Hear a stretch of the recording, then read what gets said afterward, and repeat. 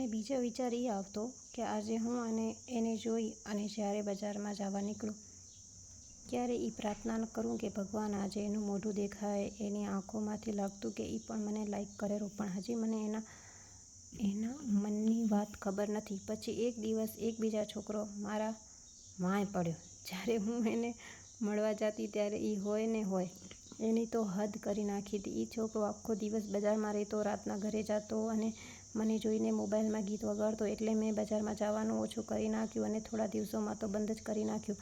હવે એ છોકરો હજી મને જોવે અને ક્યારેક બજારમાં પણ હોય, પણ જે મને ખપતો એ 7-8 મહિના થઈ ગયા હતા મેં એને નહોતો જોયો. આ બધું આજ એટલા માટે કહું રહી કે હમણાં જ્યારે હું હિનાળી ભેગી સ્કૂલ જતી હતી ત્યારે એ ઓટા માથે બેઠો કોઈથી વાત કરતો હતો અને ખેલતે ખેલતે કંઈક બોલતો હતો.